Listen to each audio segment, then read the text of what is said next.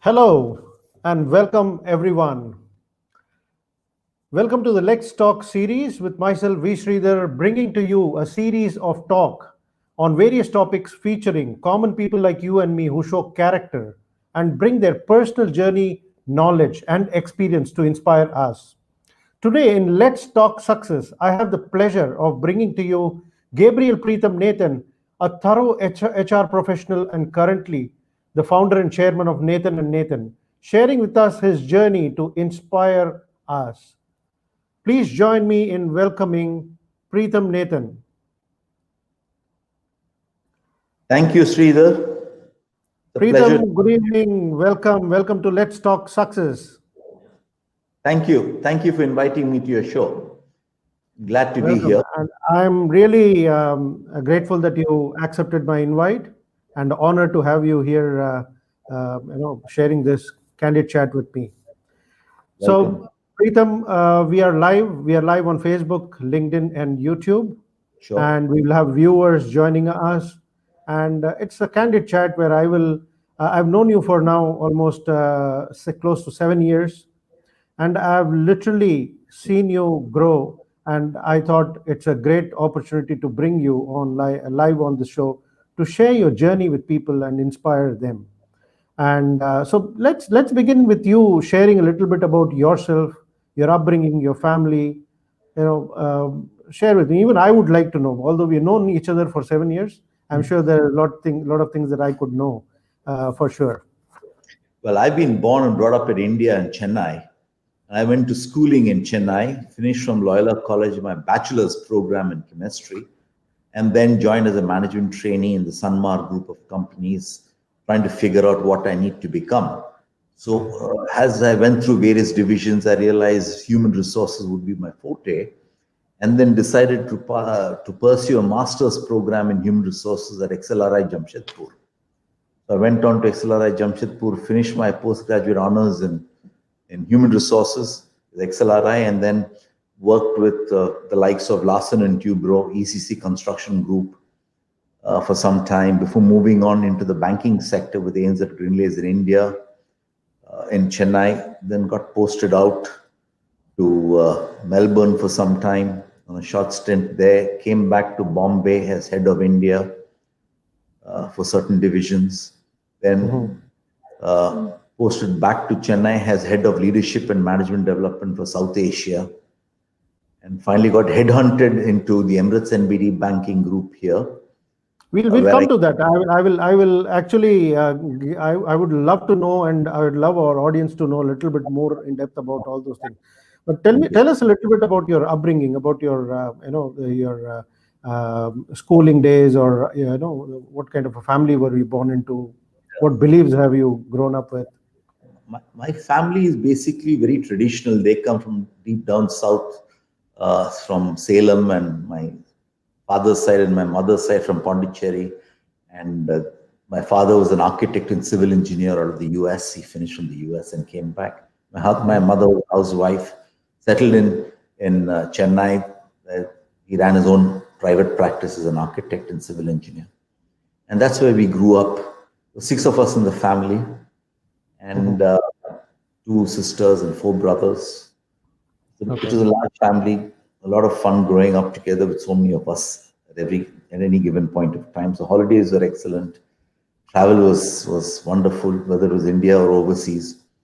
And the likes of growing up in such a large family has the advantage of being looked after by your elder siblings. I guess that's my family background. Both my parents are no more now.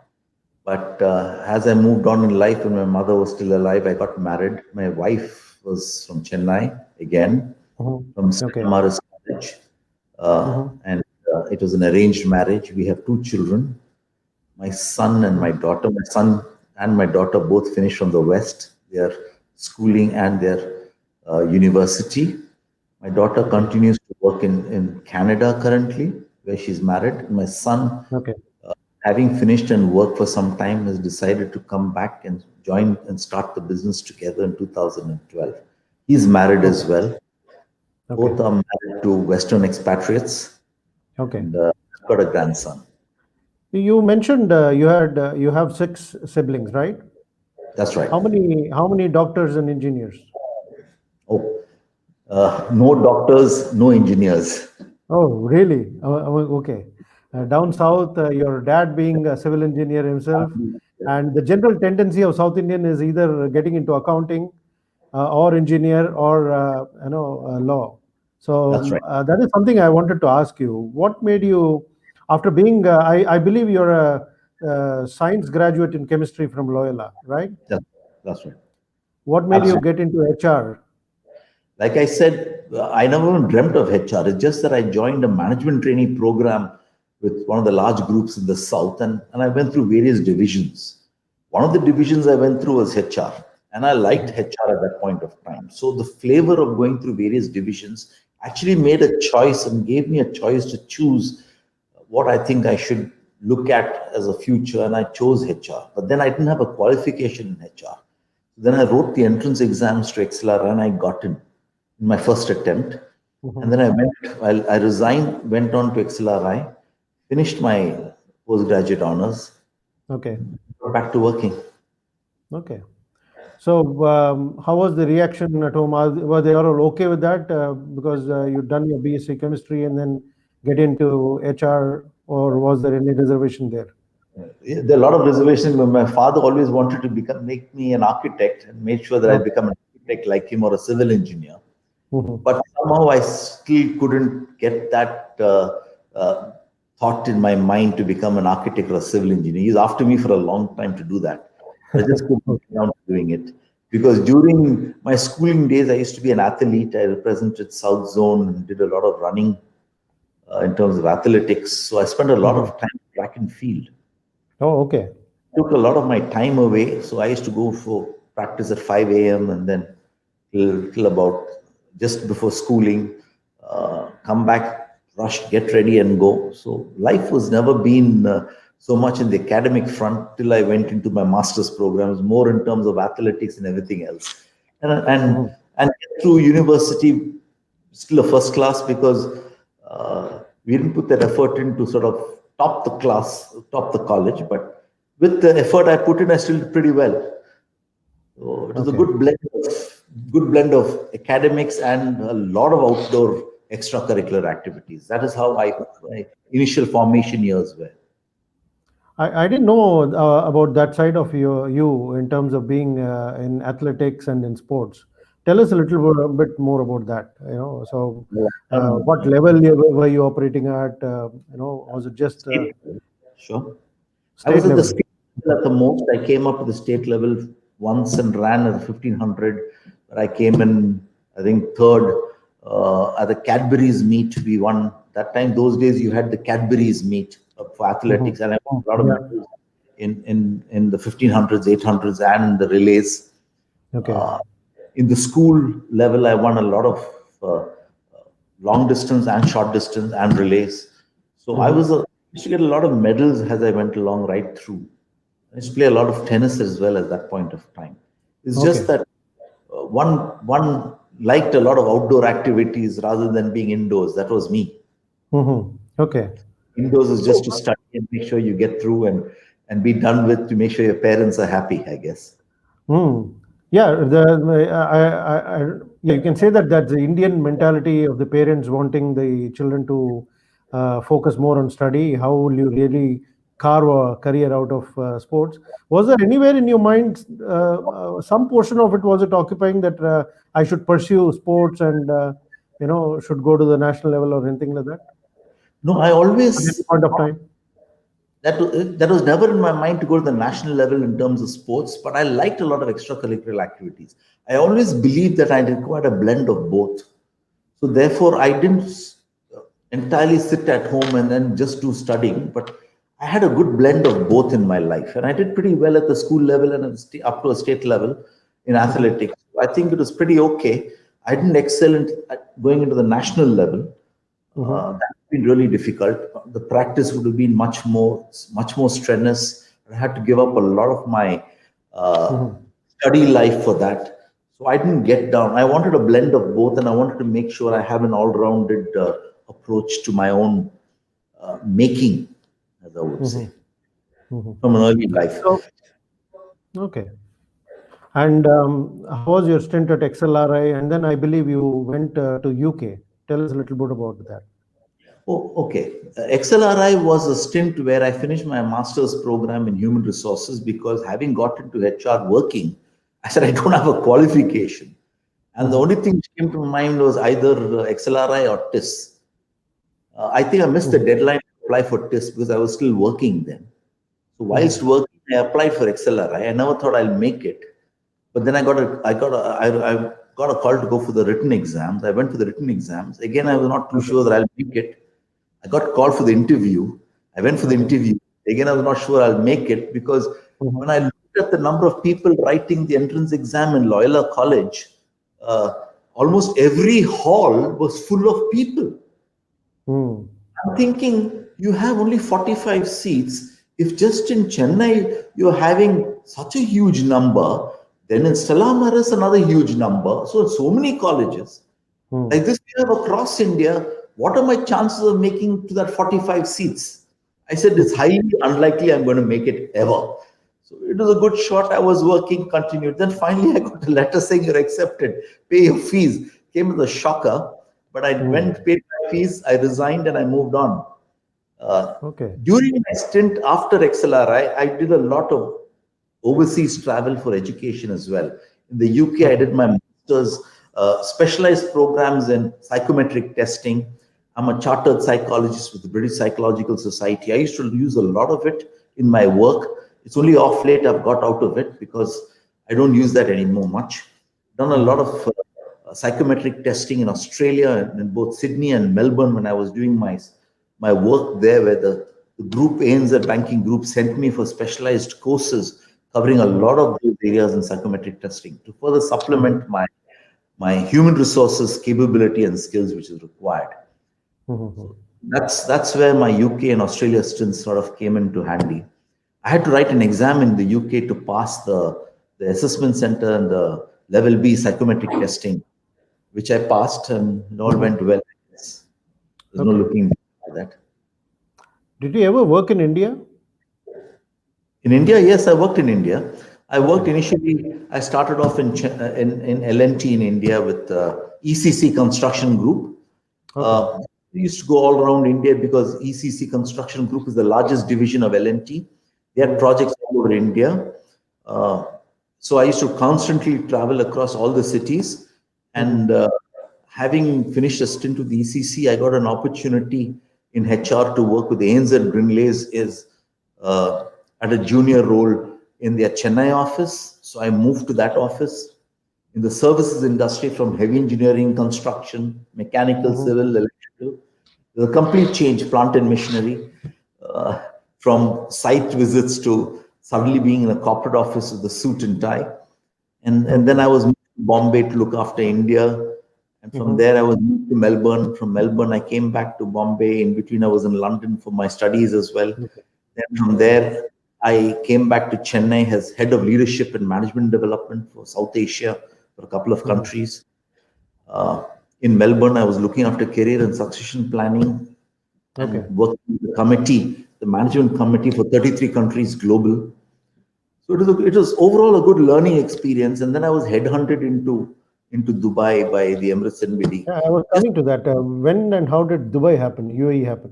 Dubai happened is because I was looking in 1998 and I was looking at, after almost 9-10 years with ANZ, I was looking at moving on.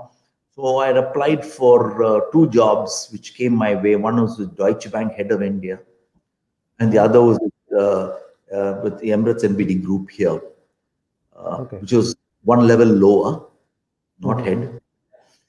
Then both came through, but before it came through, Deutsche Bank came through. I accepted the offer with Deutsche Bank as head of India, to be based in Dubai.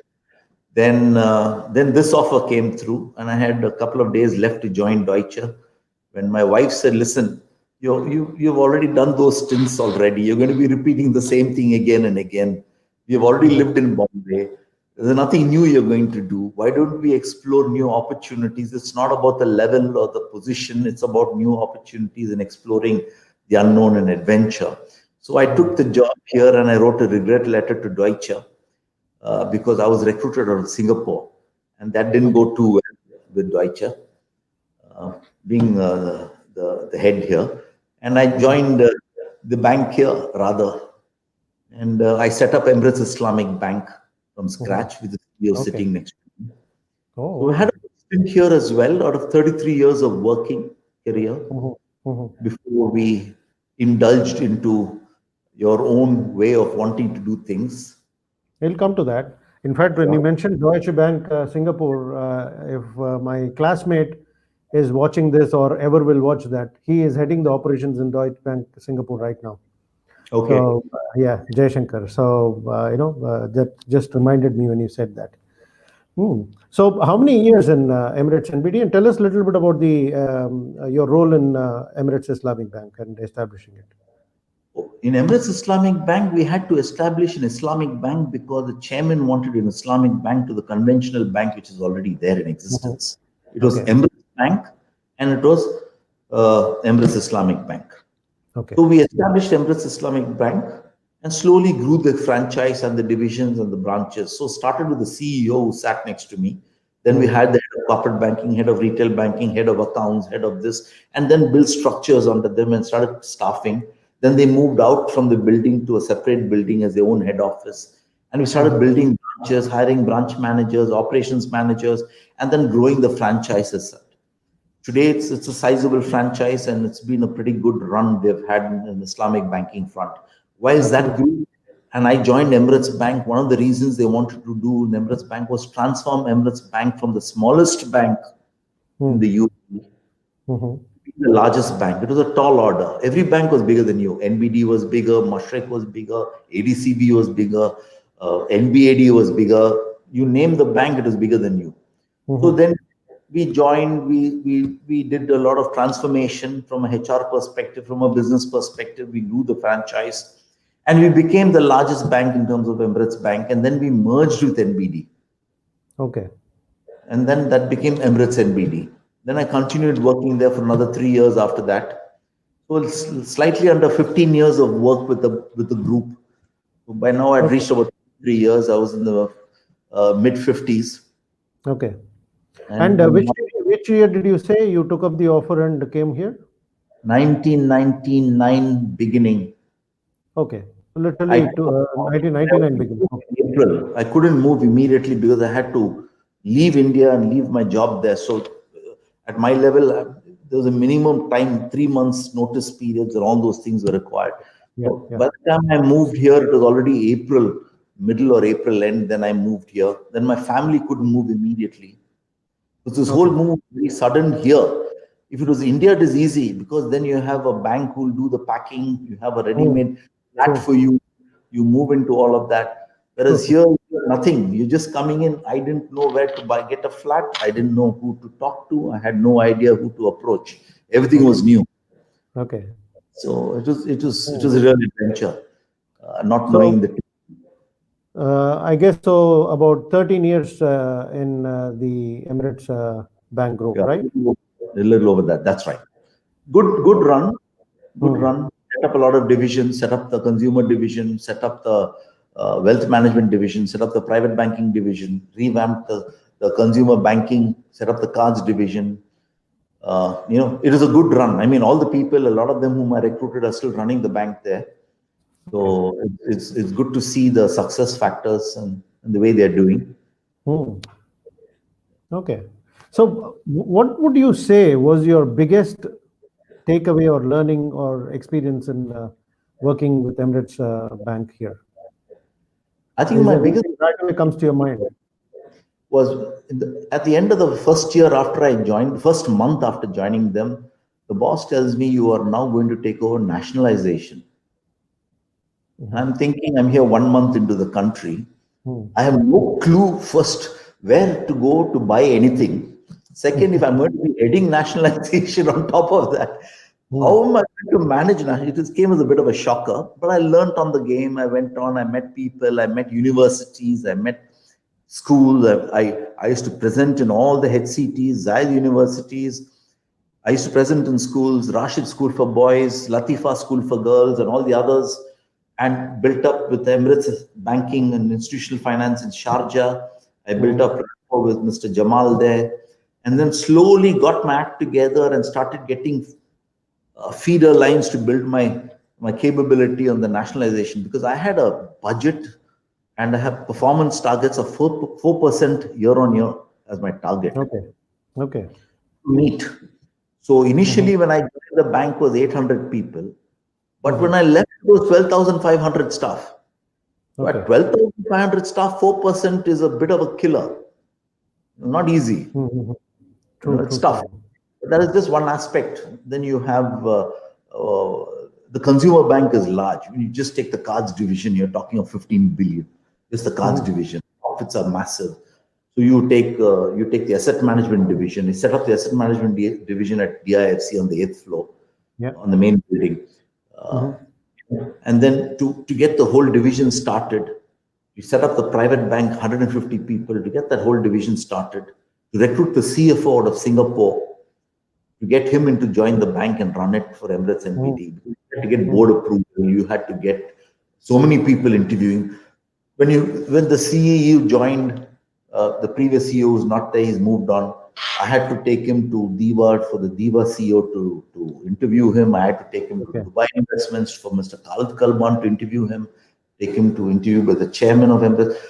So all this comes with excitement. It comes with a lot of uh, fun, joy, happiness in the past. The experience is good, but I think what makes that difference is not that you just go in and grab what's there, but it is to understand something which I've always called as a vital shift. When Hmm. you're in school and you're moving to university, what is the vital shift that you do to be Hmm. successful in university when you're rather than in school? When you're in Hmm. university and then you go on to my master's program, you again have a vital shift, because you're then with a team of people from different, you have engineers, you have chartered accountants, you have all kinds of people as your classmates Hmm. from different parts of India. So what is the vital shift for you to be successful in that environment? Similarly, from there to working, can you do the same thing which you did in your master's program or university? At work you can't. You make Hmm. it you make it by choice, or do you make it by accident? So I think thinking through it helps. Again, Hmm. when you're moving to be an entrepreneur, the same story comes into play. Hmm. Thinking Yeah. through it helps. Yeah. The vital shift.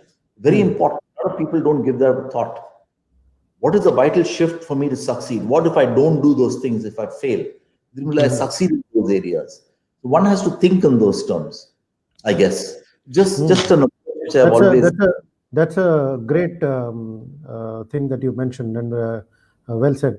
So I will come to the vital shift a little more to get to know from you. I wanted to ask you: did you, at any point of time during those 13 years, because of those? See, Dubai was is not what it is today. It was not what it was before. So in the it has progressed a lot. Yes. So during those days, did you face the challenges that you faced? Did you feel like, oh, I want to just leave it and go somewhere else? Did you feel like that ever, or Absolutely. The first 3 months came as a shocker to me on why I gave up Deutsche offer in Mhm, India, mhm, because I felt, the first day I came to work at 8 o'clock and everybody at 2:30 was going home. I'm thinking mhm, 2:30 going home. Those days everybody went home at 2:30. And I'm thinking, at the bank I used to go home at 7 o'clock and 8 o'clock and 9 o'clock, and here everyone's going home at 2:30. I thought something is wrong. Have I made a mistake in my life? You know, culture shock? Absolute shock, because in India, as part of my job, I also was Mhm, doing campus recruitments. That means I had the mhm, IM A, B, C, XLRI, FMS, Bajaj. mhm, So every year we used to do two recruitments on campus, summer trainees, and we used to do permanent recruitment for mhm, the multinational banks. Everyone comes on campus, and then you're pitching your bank, right? So you're meeting mhm, professionals on a continuous basis, and you're getting challenged by youngsters who are pushing you the whole time. Now here you come suddenly you're at 2:30. So that's when my boss said, that's the reason why we said you're here, because we need to now change this culture. Initially, we changed the culture to full-time working. Then we changed the culture to getting into malls banking. And I'm Okay. thinking, banking? How are you going to do mall banking when you don't have a culture of normal banking, right? Okay. So we were the first bank to introduce mall banking. It became a big problem with the board because the board said, how can you go into a mall and have a bank? Hmm. So we started with one bank in the mall, small rep, then slowly grew. Mhm. You know, every division we had a challenge in. Hmm. If you take wealth management, especially when you take your asset management divisions, your chief investment officers, etc. When I first joined, they're all new to this part of the world. So it's not just at the management and board level, but also at the operating level. And Mhm. how do you actually assimilate global practices into the local industry was a Hmm. challenge. Hmm. But overcoming those challenges is something I found easy over a period of time, not initially. Okay. Initially, it was frustrating. It Hmm. is because you're not used to it. It is, you take it for granted because you're coming in from a global bank. But then Absolutely. you realize the markets here are different. The Hmm. culture is different. The work environment is different. The ethics is different. The people you deal with is different. Hmm. I Absolutely. guess So what you're saying is correct, and you listen to your wife.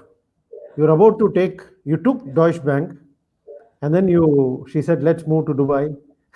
And look at where you are today. We'll come to that. Actually, it's an sure. amazing way you have progressed. And I've been suing you last 7 years, and I would want our viewers also to know about your journey. So tell me, 13 years at one of the leading banks in Dubai, heading the HR. Was it like end of the tenure that or like retirement? You reached retirement age, or did you call the shots of coming out yourself, or what made you come out and start something on your own? One, first of all, it was 13 years, slightly more than 13. The work was taxing because when you see success and you see revenues, they keep you being pushed to more divisions and more growth opportunities. When you're Mhm, 800 strong to 12,500 strong, you imagine the revenue models changing. You can mhm, imagine mhm, the business models changing. You can imagine the new ventures coming in. Imagine a new bank coming in. So the pressure on meetings. So you used to go at 6:30 in the morning, finish up all your emails. So from 9 to 5:30, you're only on meetings. There's no work being done. So mhm. mostly it's meetings. So again, you start at 5:30, 6 o'clock, you finish at 8:30. Now, when you go on like this for years and years and years and years, including Fridays, basically it takes a toll on you. That's one. Second, Mhm, at some point of time, the bank decided that they will start outsourcing their support functions. mhm. So payroll was the first to go to IBM. So we had the Okay. team from London come in, from US come in. So my payroll team moves to them, and then the manager from London sits on top, and they charge US cost. Mhm. I'm thinking, not a bad business to be in. Okay, so that actually gave you an idea. Then we met with another large group of three Emiratis Mhm. who run a large group here, which I can't name.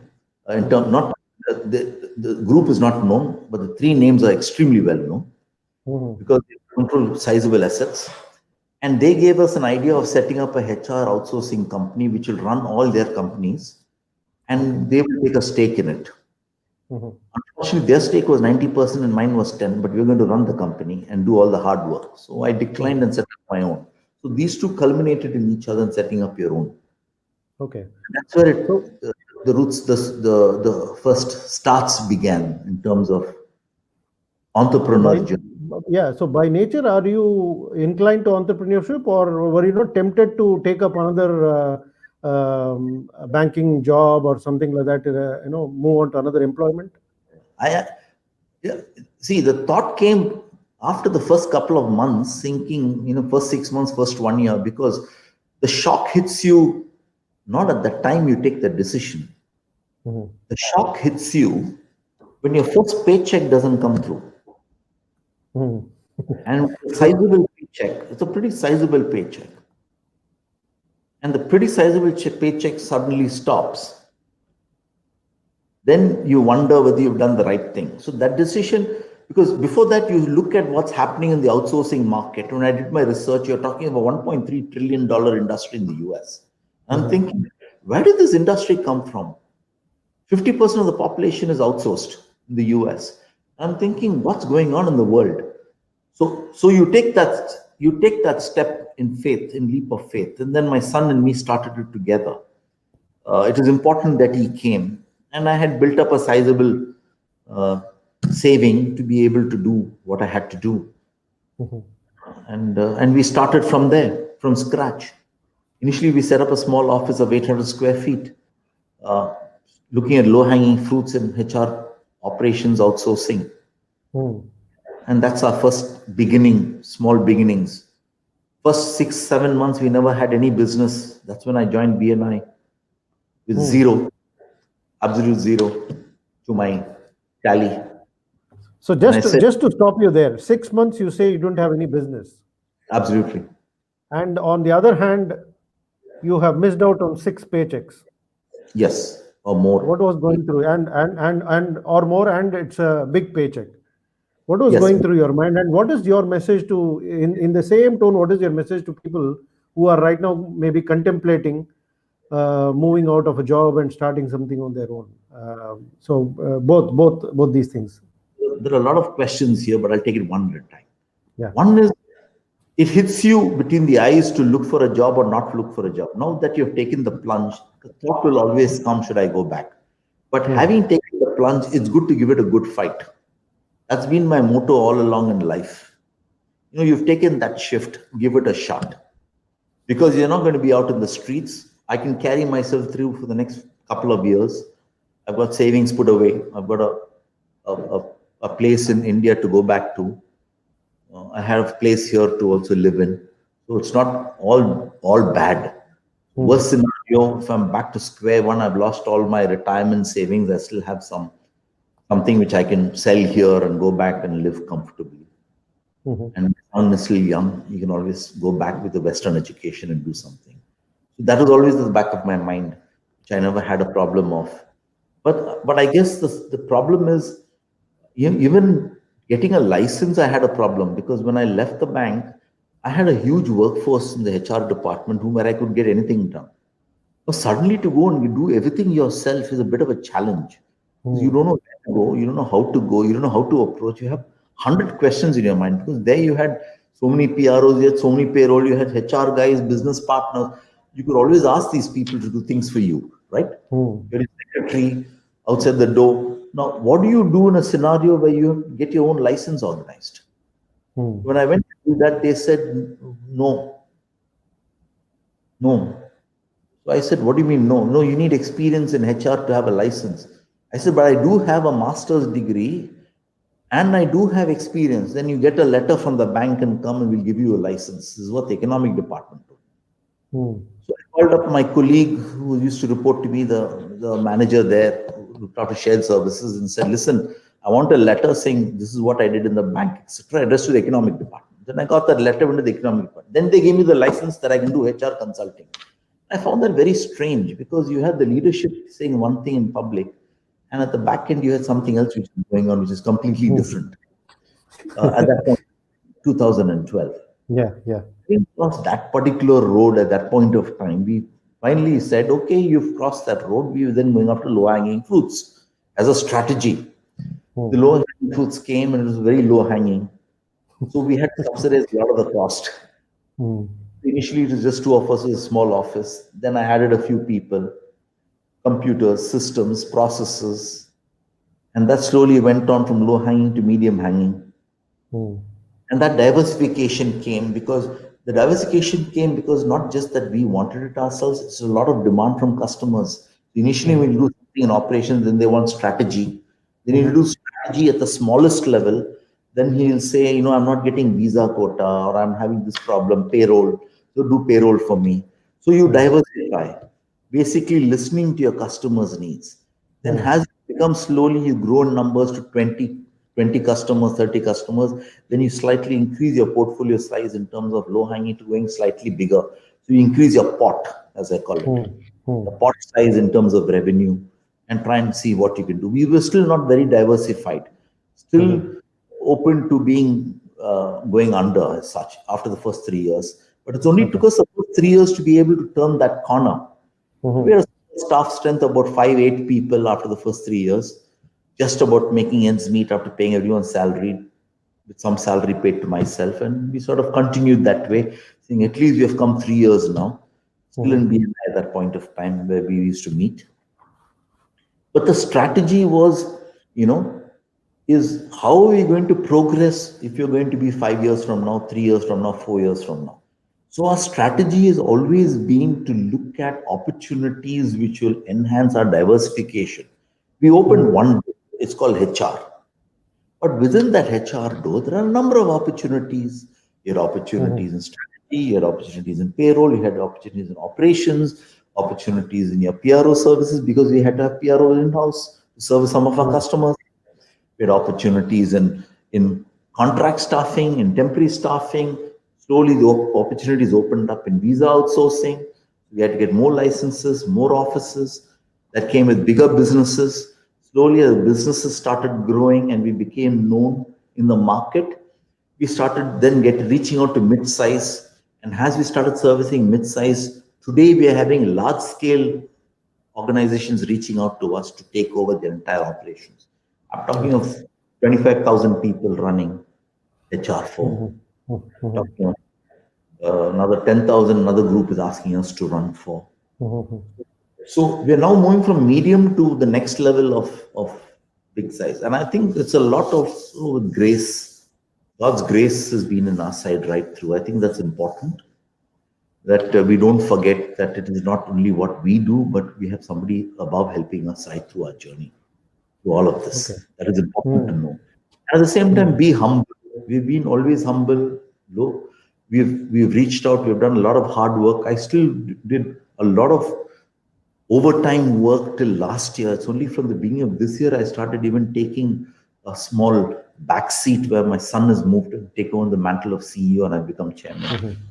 I'd like to come to that. Sure. We have some viewers here. Umesh Agarwal says, hello, Preetham. Hello, Mr. Preetham. And we have Vidya saying, good to meet you, sir. We have Anand Subramaniam who's saying, well said to the one of the concept that you mentioned about, the vital shift. Yes. Yes. So good to attend, says Vinod Shah. Yeah. So I presume you started with just you and Rohan, your son. So and a small office of 800 square feet. And we will come to the journey of how you progress. Right now, what is the size of office you're looking at? 12,000 square feet in Dubai. Plus, I have another Gabriel Ali office. Plus, I have another office in Abu Dhabi. We're at 15,000 square feet almost. As we speak. So moving from 800 square feet office to a literally 14,000 square feet office in about 7 to 8 years. 8 years, that's right.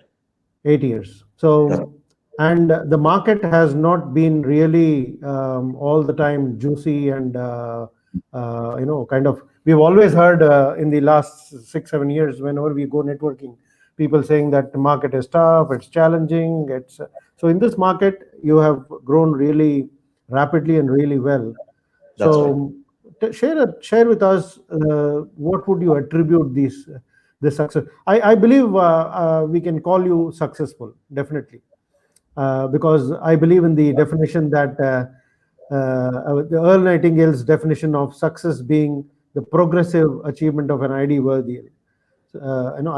So I believe we can safely call you successful. And so tell us about what is it that you will attribute your success to? Well, I think I look at opportunities. I don't look at problems and dark clouds. Like COVID-19 is a classic example where I don't look at dark clouds, because everybody I meet is talking of dark clouds and problems. I understand there are problems. I understand the economy is in turmoil. I understand you have issues. The point I'm trying to say is, when you have a reset, you're currently looking at a reset. That means when a paradigm shifts to zero, everybody goes to zero and starts. Whether it your education institutions, your five-star hotels who are struggling, you name it, your cruise lines, your travel companies, everybody has gone to zero and resetting.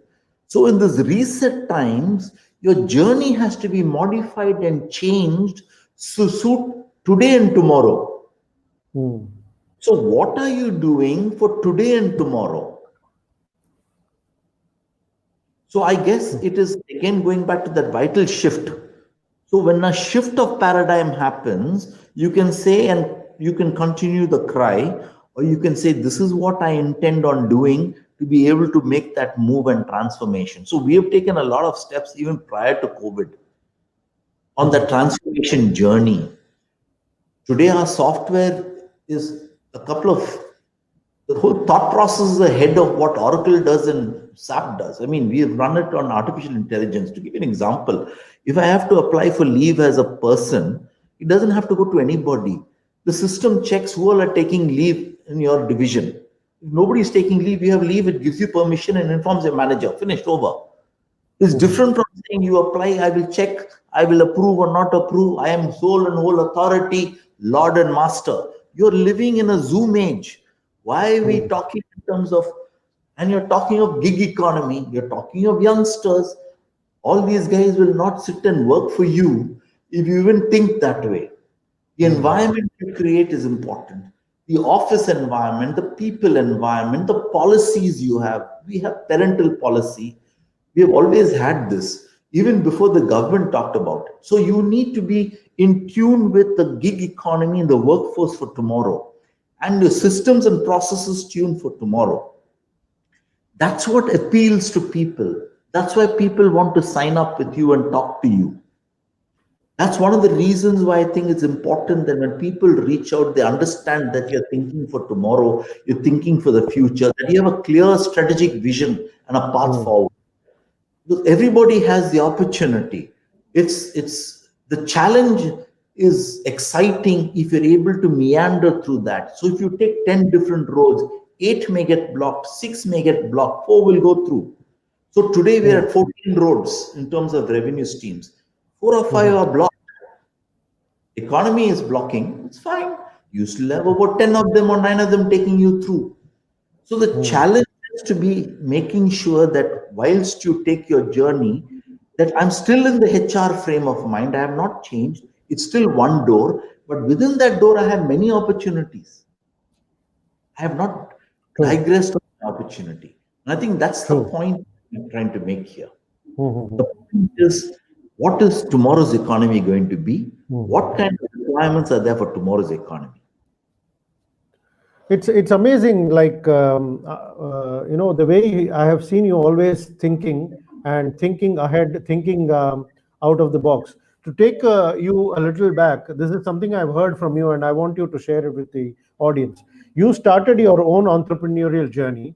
You owned a company, and you still had an honorary board of directors. Tell us a little bit about that.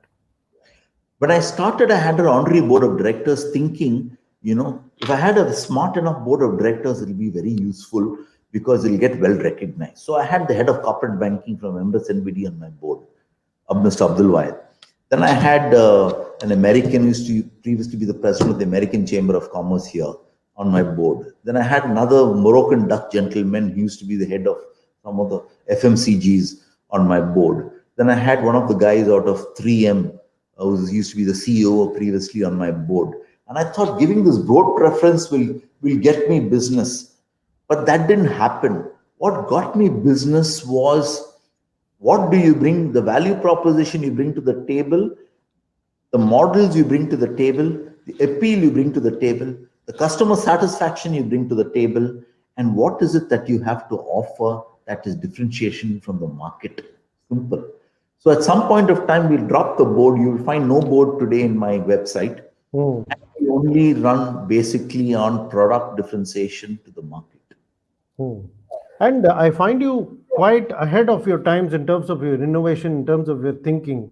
Would you say the same for people of your age and who are in business right now? Or is it something that you've always been that way in terms of, Uh, uh, because you're talking about youngsters being yes. so tech savvy, and you're already putting yourself in their shoes and thinking about that in terms of HR?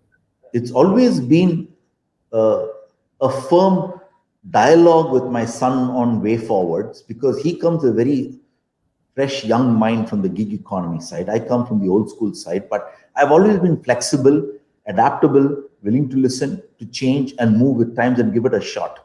Because my firm belief is if I fall down flat in my face, I'm 6 feet in front. Hmm. That's an amazing thing you mentioned. Yeah. Hmm. So sometimes my son will say, I think you're taking too much of risk and moving too fast initially. Hmm. I said, no, we will take that shot because this is the thought process behind it. Today, he's willing to take that risk and move forward. And I'm willing to actually sit back a bit Hmm. Hmm. today because he's now from January taken over as CEO and I've taken over as chairman till December. I was CEO. We are 65 people in the company, in the HR company, in a market which is in complete regression, with moving from our current square foot to 15,000. We are doubling our square foot in area, which I just spoke to you about, which is basically defying odds because we have redefined our approach to the market. We have redefined our approach to HR. It is appealing to some of the industry stalwarts. I'm talking Hmm. of pretty large names in the industry who are talking to us to look at our HR practices for them. Okay. We are now getting into that league. We still haven't cracked it. But if I crack one, it'll keep me occupied because I only have 65 people. I probably have to Hmm. add another 50, 60, 100 more person. If I have to add another 100 people, if I take, say, a 27,000 manpower company, I have to add Hmm. another 100 or 200 people. I'm already out of space before I can take over the new office. Hmm. It's a good position to be in. That's why I say God's grace is important. A good position to be in simply because you're thinking through strategies and offerings which are differentiating you in the market, which is appealing to people. You may not crack it. You may, but we're always optimistic. Unless you Hmm. take a step forward, you will know. You could be in True. quicksand or in firm ground, but take that step forward in faith. Take that step Hmm. forward and see how it progresses. That's what we're doing right now. We're Hmm. taking steps forward. In a declining economy, we're taking our steps forward. We have a question from Umesh Agarwal. He says, my question to Mr. Preetham, because of his vast experience in HR, is how do HR companies, how are they shifting their focus to work from home? How do HR companies shifting their?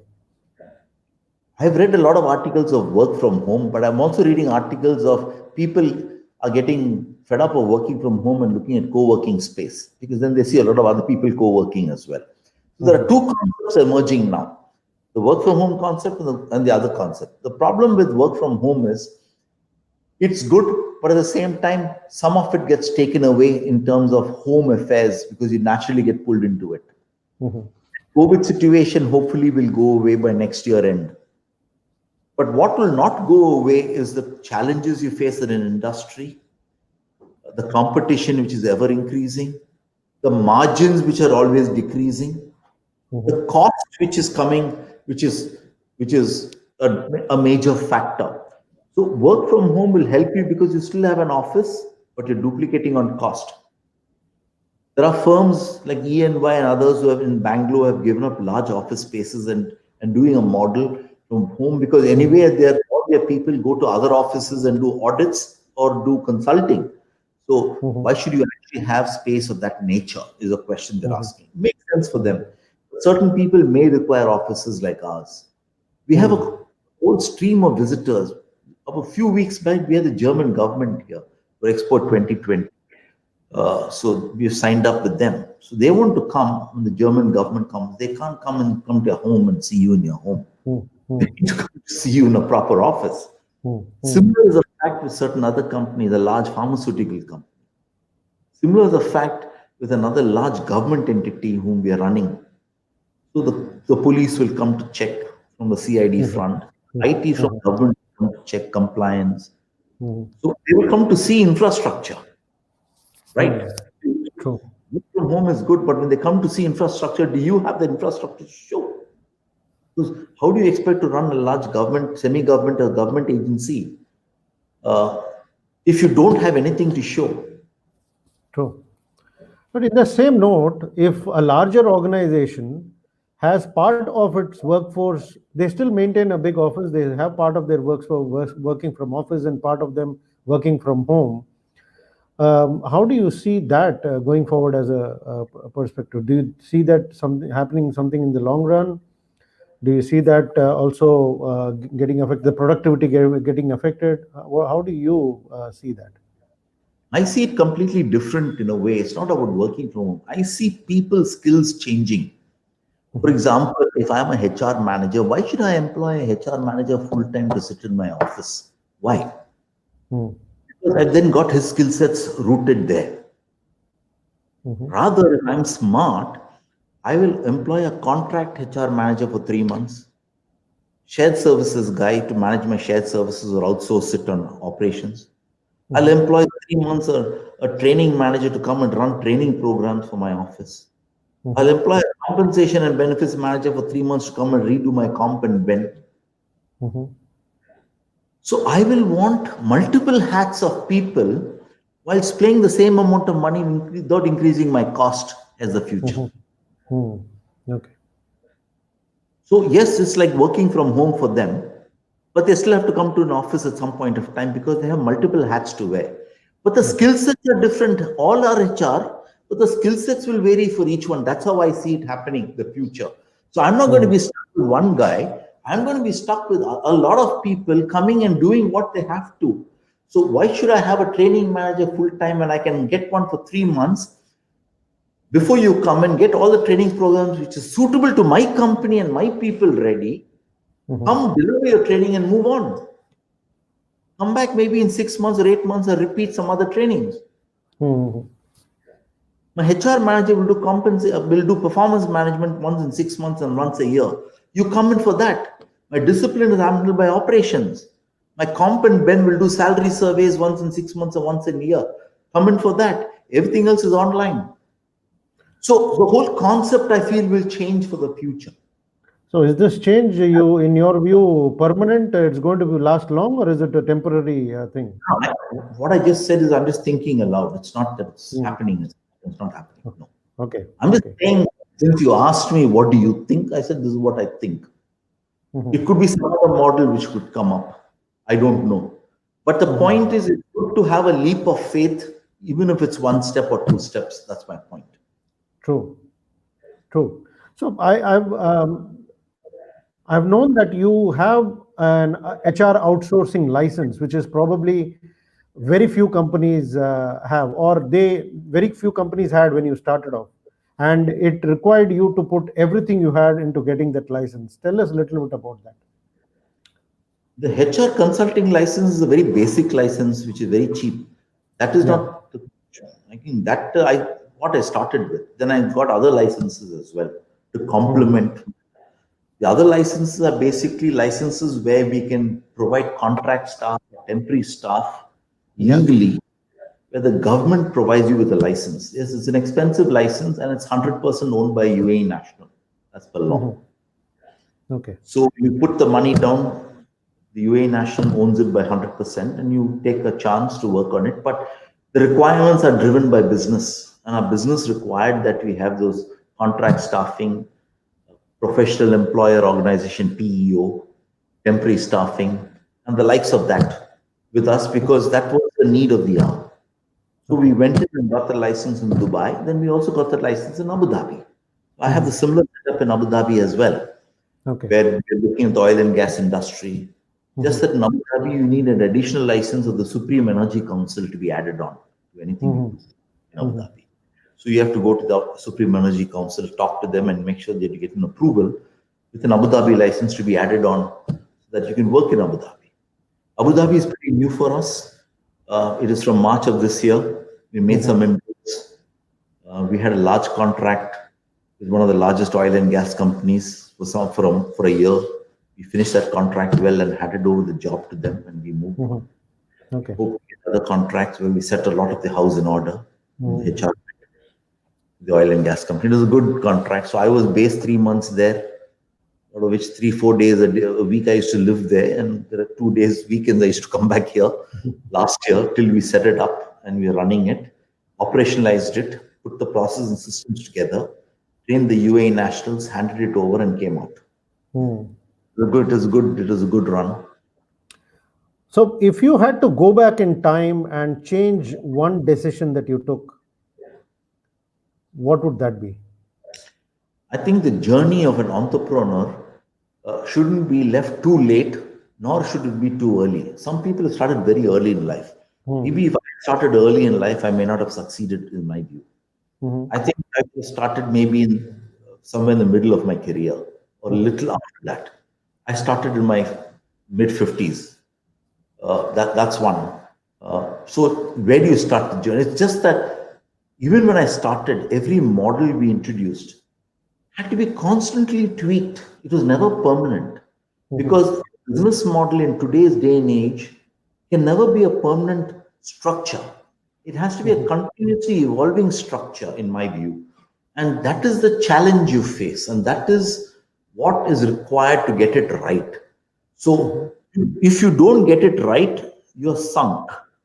Therefore, it's good to have multiple verticals and business structures which are tweaked right through. So even if you don't get a few right, you have wrong, and you have a few others right, you're still okay. That is the position and route we have taken. So yes, we are human, we will make our mistake. There will be 2 or 3 issues, but make sure the others will reach you to the shores. So, I hear you saying you have to be really flexible about your business model and have something strong. At the same time, you should be ready to make a shift in it. You're talking about taking risks, leap of faith.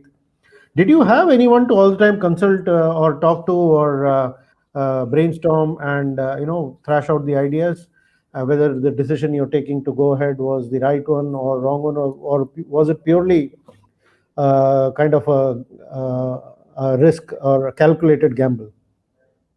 It is not a. It is. I would call it a gamble. I would call Risk. it. I would call it a logistic progression along a continuum, on either side of the continuum, because I'm still in HR. I'm not changed. There's nothing I'm doing outside of HR. It's just that I was doing 1 or 2 things. I'm now doing 14 different things, 14 different entities, and 14 different business lines, 14 different P&Ls. So if some of them are not working, it's fine. I still have the others. So I have not. I've opened 1 door in HR. I'm still sticking to that 1 door in HR. It's just that 1 door has opened so many doors internally in HR. That's still my forte. So I would be taking a risk if I move and say I'm now running a sales company, marketing company. I don't have a clue about marketing or sales company, or I'm going to run logistics and freight and run accelerate logistics. I don't have a clue on accelerate logistics and freight. I'm doing nothing. I'm sticking to the niche. I'm extremely home and dry when it comes to human resources. Not too many mistakes on the technical front. On the operational front and the risk factors where your mistakes may come in.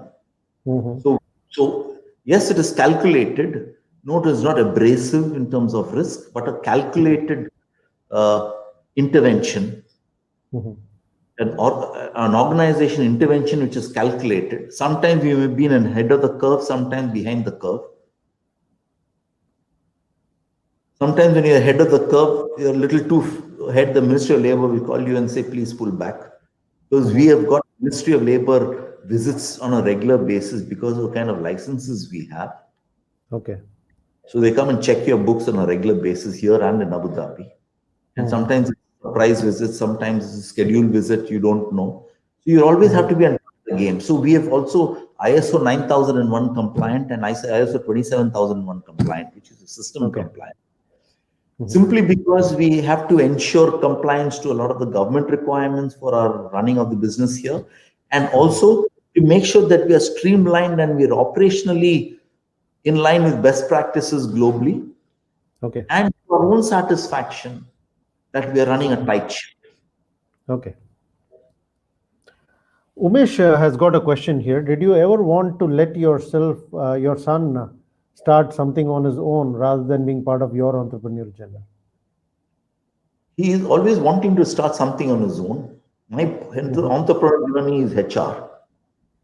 He has no choice but to run it because now you've got 65 mouths to feed and families to feed. Right? Okay. We are depending on you.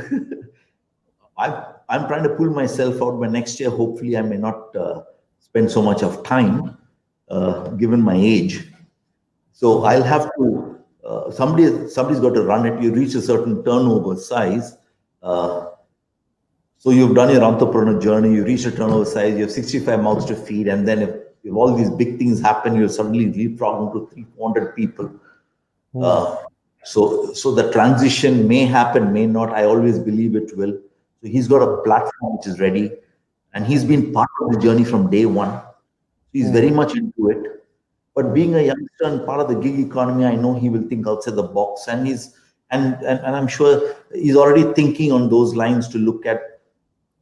We've got HR as a journey. Can we look at something else as a journey? He's got thought processes on that as well.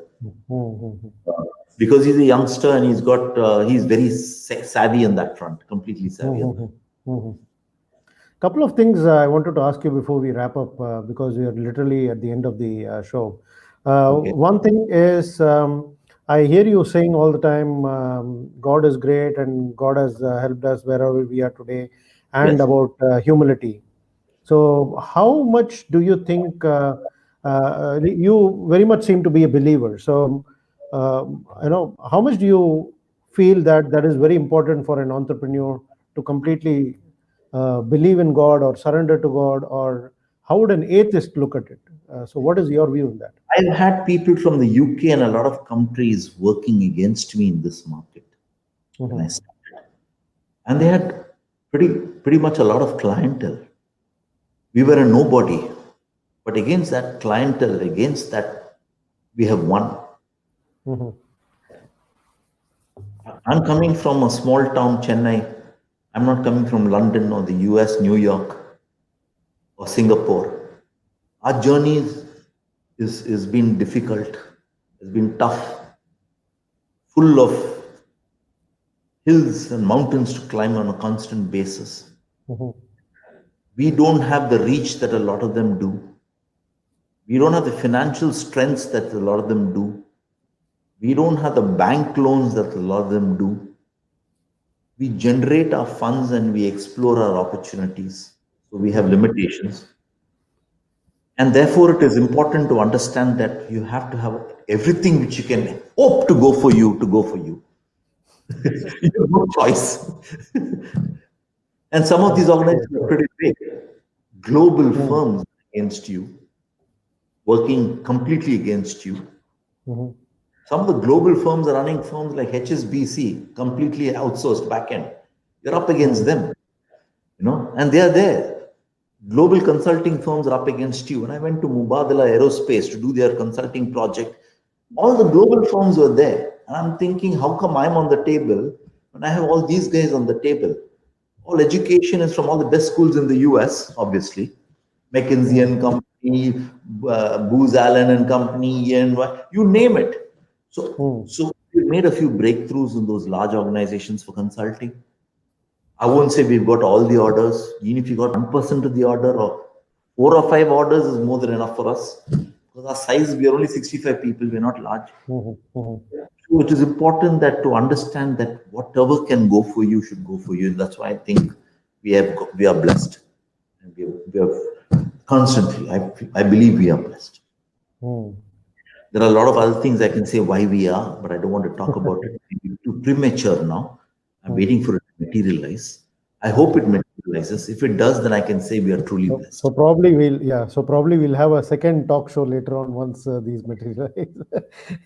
So one last thing, are you someone like who sets goals and has visions, like a 2-year vision, 3-year vision, 1-year goal, or how is it like? Or you just go by the day as it goes? We don't go by the day because infrastructure setup is important.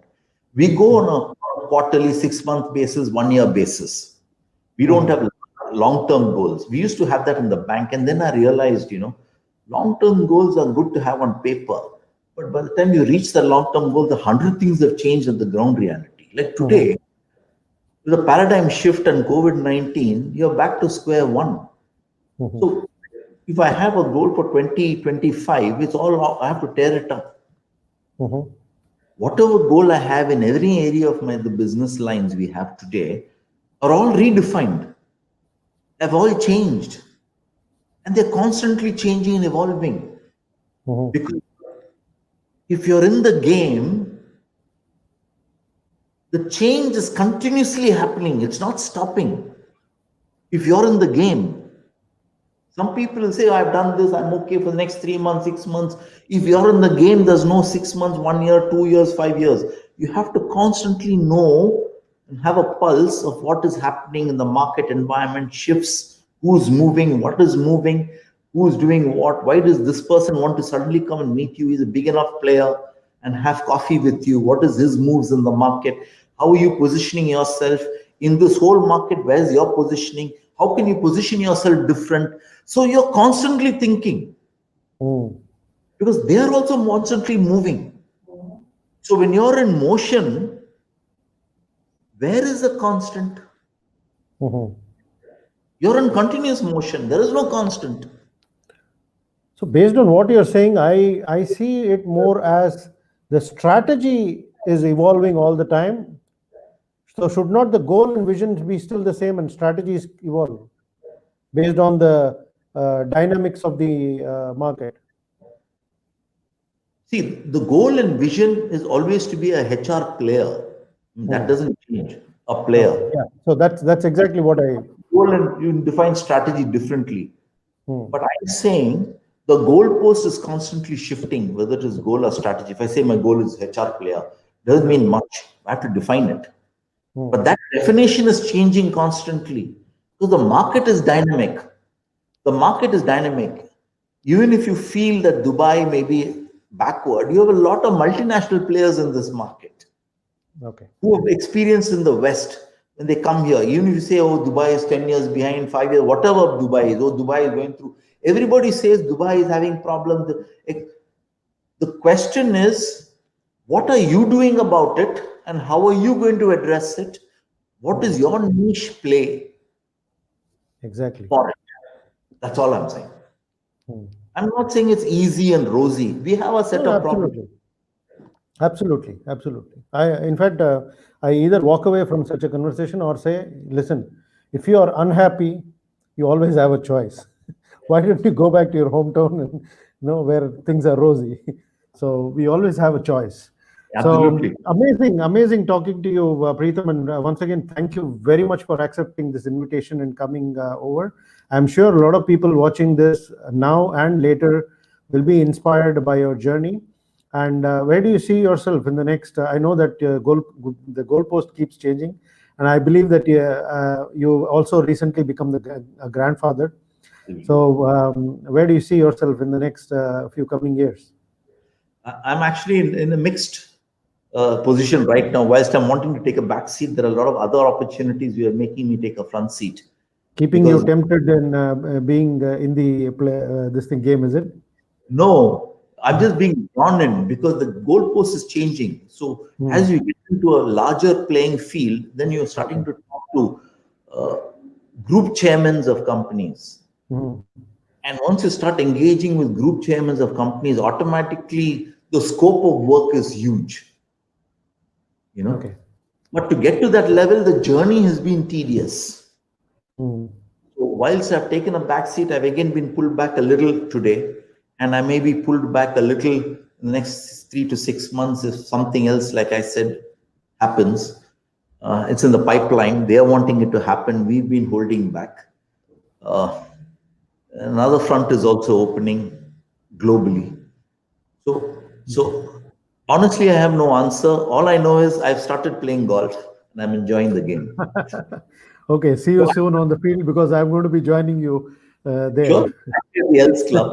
It was Yeah, about- I will talk to you outside of the studio on that. Yeah. Definitely. Thank you once again. Thank you for joining me, accepting this invitation. I wish you, Nathan and Nathan, Rohan, Asha, everyone, good luck, and probably we'll catch up soon Sure. on a face-to-face meeting. Yeah. Thank you very much for accepting. Take Viewers, thank you very much for tuning in and being there. Uh, for the whole 1 hour, some of you have been there. So I hope this talk show with Preetham on Let's Talk Success has been really enlightening for you and inspiring.